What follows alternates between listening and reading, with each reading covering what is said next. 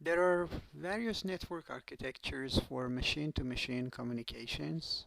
In this picture, we see the three main options. On the left side, the traditional one is shown, in which the communication is performed through the direct connection of the machines to the network. There are two other options. One is based on capillary networks, shown in the right side, and in the middle it is based on network-assisted device-to-device.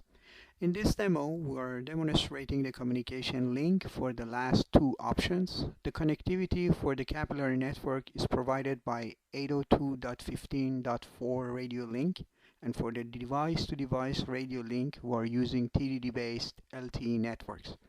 All the communication nodes have been designed and implemented at Aalto University Department of Communication and Networking. The Pioneer 3DX platform has ability to localize using sonar and laser. Robot sends position data to the controller, and the controller sends movement commands to the robot. We control this robot through two radio links and compare their performances. The radio links are 802.15.4 radio link and network assisted D2D link on LTE TDD system.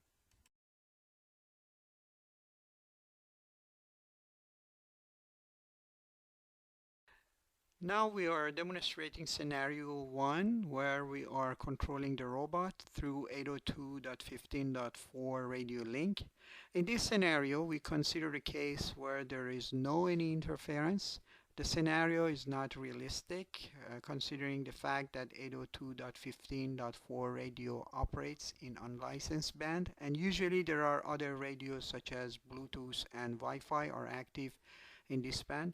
The setup is in such a way that a robot receives commands to move back and forth between two positions 1 and 2. Robot continuously sends back its location feedback through radio link to the main controller. We observe that when there is no interference, the robot precisely moves between two positions without any error.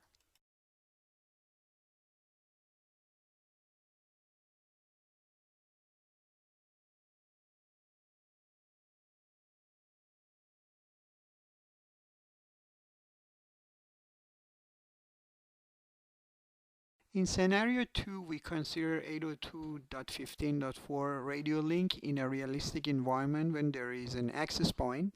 The access point creates interference to our system, and we observe the distraction in the movement of the robot because of data loss between the controller and the robot.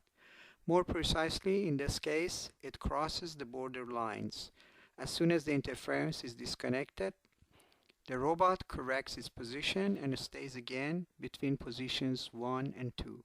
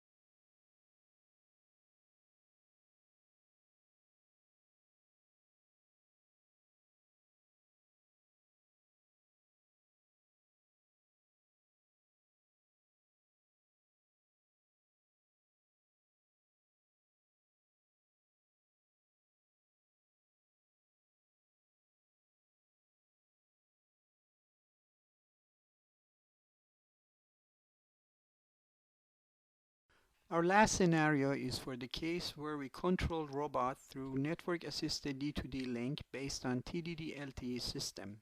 TDD-based LTE platform with its D2D option have been all implemented at Aalto University Department of Communication and Networking.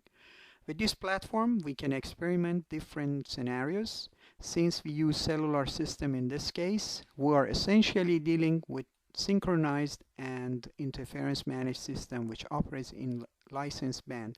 Therefore, we have a better and much more reliable communication link compared to those operating in unlicensed bands. We observe that the robot precisely moves between positions 1 and 2 without any error upon continuous commanding from the controller side.